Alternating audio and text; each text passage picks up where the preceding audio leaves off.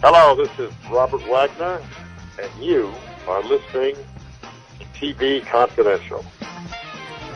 Ed Robertson's a reminder that the next edition of TV Confidential will premiere next week on the station at the usual time. Please join us as we welcome Howard Smith, author of My Friend Johnny, a memoir of his 20-year friendship with the legendary Johnny Carson. Plus, we'll play part 2 of our conversation with John McCafferty and Tom Lasante. In the meantime, and in case you missed it, Frank Price passed away last week as we record this program. Frank Price, longtime motion picture studio executive who began his career as a writer and producer in television, first at CBS TV in New York, then at Columbia Pictures Television, before joining Universal Television in the early 1960s, where he helped develop the concept of the made-for-TV movie, as we know it today, as well as the 90-minute miniseries format, the wheel format, 3 or more series rotating each week in the same time slot, and other innovations of television. Frank Price passed away Monday, August 25th, at the age of 95. Frank Price went on to become president of Universal Television throughout the 1970s, where he oversaw the success of such hit series as The Rockford Files, The $6 Million Man, and Columbo. He then left Universal in 1978 to become president of Columbia Pictures, during which time he greenlit such films as Kramer vs. Kramer, Tootsie, the Karate Kid franchise, and Ghostbusters, all of which proved to be huge box office successes. Frank Price then became president of Universal Pictures during the mid-1980s, giving the green light to such now iconic films as Out of Africa and the Back to the Future franchise, before forming his own movie studio, Price Entertainment, in 1987. Frank Price was also one of the many people that our friend Paul Green interviewed for the biography of Roy Huggins that Paul Green published in 2014. As was widely known throughout the television industry, Frank Price was Roy Huggins' son-in-law, having married Roy's daughter, Katherine Crawford, in 1965. Frank Price's name came up several times in our conversation with Paul Green when we first talked to Paul about his Roy Huggins biography in April 2014. With that in mind, we will round out our first hour this week by playing a clip from that conversation. We mentioned Frank Price. Frank Price not only was Roy's son-in-law, he was Roy's colleague for at least 1 year in the early 1960s when Roy took over the Virginian, and then when Frank took over as head of the television department at Universal, Frank, I guess, was Roy's boss. So Frank had a very interesting relationship with Roy. Yeah, it's funny. He started off as his underling in many ways, because he was the associate producer and Roy Huggins was the executive producer on the Virginian, although Frank had created the format of the Virginian. Mm-hmm. So he knew more about the format than Roy, but Roy knew everything about re-editing footage and reshooting footage to rescue the Virginian first season, which he did. And so it was planned for Roy to actually become the executive producer into the second season, but he preferred to go on to the Kraft Theatre anthology show, and Frank ended up taking over as executive producer. So, and it was during that period that Frank met his future wife, and who happened to be Roy Huggins' daughter. Everything was very interlinked, and from there on in, Frank eventually, like you say, became his boss. But Roy had set up his own production company, as you know, Public Arts Inc. So he was, in a way, his own boss as well. One of Roy's jokes when it came to public arts production is that sometimes he would refer to it as PAP, PAP. Well, yeah, they did. The first time I was aware of Public Arts was Run for Your Life, and then obviously Ailey Smith and Jones. It was pretty prominent at the end of each episode. So, even though he had John Thomas James writing all the episodes, he always had Roy Huggins at the very, very end under Public Arts. Right, and one of the reasons why he used pseudonyms such as John Thomas James is because he knew that he had, Roy Huggins Public Arts production at the end, during the end credits. And so, Roy felt there was no need to have his name on the production more than once. He knew that the show reflected his vision for that particular episode because he sat through and... Yeah, Joe Swirling mentioned, I asked Joe Swirling that, and he just said he just didn't want his name all over the place because it would be virtually all over each episode of every show, and he just didn't want it to look swamped by his name. Yeah. No, he had a healthy ego, but he didn't need to see his name on 17 times in every episode. Listening to a conversation with our friend Paul Green that originally aired in April 2014 on TV Confidential about Roy Huggins, creator of Maverick, 77, Sunset Strip, and the Rockford Files, an intimate biography of the Emmy Award-winning writer-producer. Frank Price was one of the many colleagues and family members of Roy Huggins that Paul Green spoke to for his Roy Huggins biography. Frank Price passed away Monday, August 25th at the age of 95. Going back to Frank Price, Frank made many interesting observations in Roy Huggins, creator of Maverick, 77, Sunset Strip, and the Rockford Files. The one that jumped out at me, and again, Frank would know this because Frank, as we mentioned, Frank started off as Roy's underling, went on to become Roy's boss. Frank said he believed Roy was always better writing 60-minute dramas versus writing 90 minutes or the 120-minute form. Yeah, if you look at Roy's record, you'll find that his TV shows are much more got higher ratings than his individual TV movies, and some of his TV movies were actually delayed by a few years to find a time slot. Yeah, I think I discussed this with Frank, and he mentioned the fact that Roy was used to writing the short story format for, these stories he did for the Saturday Evening Post. I mean, because a lot of the novels he did were basically short form stories. They weren't very, very long novels. They were short form novels.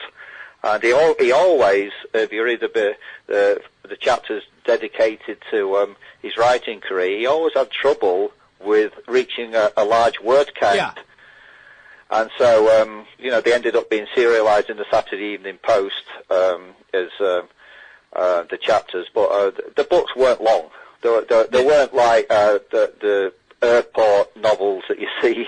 No. There was basically what would you call these days novelettes. Novelettes, or they were serialized. Serialized in every week in the Saturday Evening Post. The one time he succeeded in writing a full-length novel was The Double Take, which is his first novel, and I guess his first and only real novel. But as you mentioned, there were more than one occasion where he would submit a 20,000-word story and was asked to develop it into something more, and he had problems with that.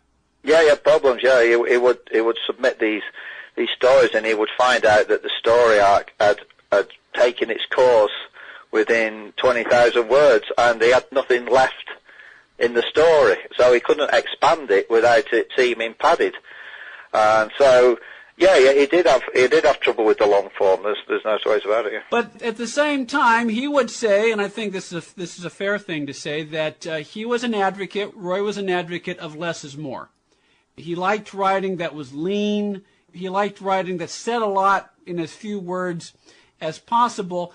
And even so, his 60-minute stories, he approached them as if they were a full-length motion picture. They were just very condensed and packed with a lot of punch. Yeah, he did say that in interviews where he approached each 60-minute story as a movie, and I would say he also meant that in production values as well as a movie. I know he wasn't. He didn't want to take any shortcuts in that department if he could. Obviously, the budget sometimes forced him into taking shortcuts, but he would approach the story from the angle of it being a movie rather than it just being another episode of a TV show. We're talking to Paul Green. Paul's latest book is Roy Huggins, creator of Maverick, 77 Sunset Strip, The Fugitive, and the Rockford Files, which is available through Amazon.com, BarnesandNoble.com, wherever books are sold. Online, Roy Huggins not only is the creator of The Fugitive, Maverick, and the Rockford Files, a very influential producer in television. One of the producers who, by his own admission, learned a lot, considered Roy a mentor, was Stephen J. Cannell, and their relationship was very interesting in that there's a lot Steve learned from Roy, but then there was, there was a sort of a friendly competition between the two.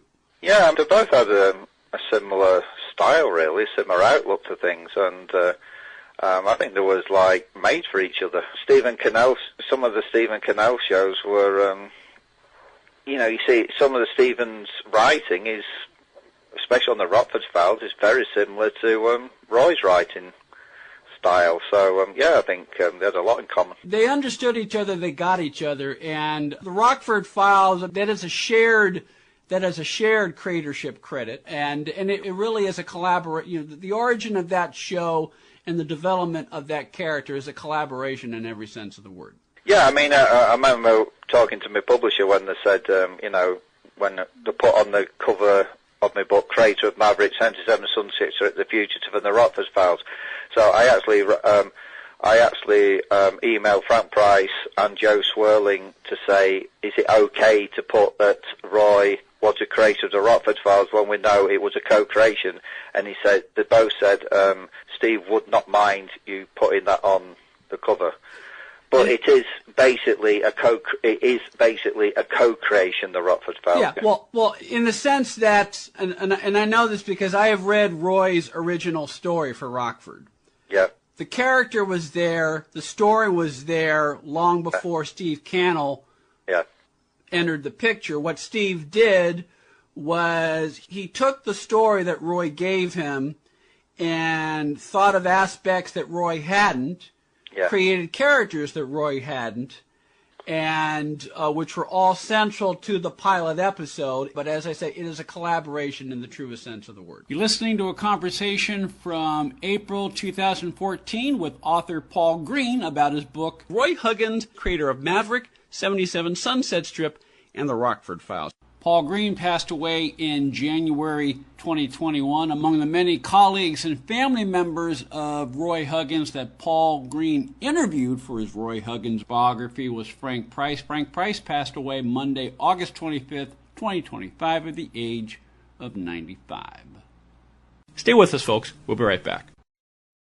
One more item. If you're starting a company, particularly one that is in an emerging market, you know that averting any sort of legal dispute is crucial to your business plan. Our friends at Tectonic Law offer an array of services that can help you avoid and preempt future litigation while also developing and protecting your intellectual property and intangible assets. Tectonic Law serves the needs of a host of emerging industries throughout California and beyond, including industrial designers, beverage makers, artists, farmers, retail stores, health practitioners, wellness experts, cosmetics manufacturers, nonprofit organizations, innovators in sustainable practices, and libraries. Go to tectoniclaw.com to learn more about how Tectonic Law can help your business thrive. tectoniclaw.com. Rock solid representation for groundbreaking industries. This portion of TV Confidential is brought to us by our friends at Front Porch Realty, the community of realtors in the Northern Bay area of California that is committed to finding the solution that is best for their clients. Whether you're a first-time home buyer or looking to sell or lease your property in Northern California, call Karen Strain at 415-886-7411 or visit frontporchrealtygroup.com for more information on how they can help you. Ed Robertson thanking you for listening to the TV Confidential podcast. If you like what you hear, please hit the subscribe button so that you won't miss our next episode. A reminder that the Thalians will honor Neil Sedaka with its annual Mr. Wonderful Award Saturday, December 6th as part of its annual holiday gala. The evening will take place at the Bel Air Country Club in Los Angeles and will also feature a special appearance by Anne Jillian. Tickets and more information, Thalians.org, Thalians.org, as well as the Thalians page on Facebook. Follow Rudalee, Rudalee.com, as well as Facebook, Instagram, and on Twitter. Also a reminder that Texas, an oral history of Daytime's answer to Dallas, available wherever books are sold through our friends at Bear Manor Media. Robert Sandbeth, Tony Figueroa, Donna Allen, Bill Grice, and Susan Silver. Thank you so much for listening. Stay healthy, stay safe. We'll talk to you next time on TV Confidential.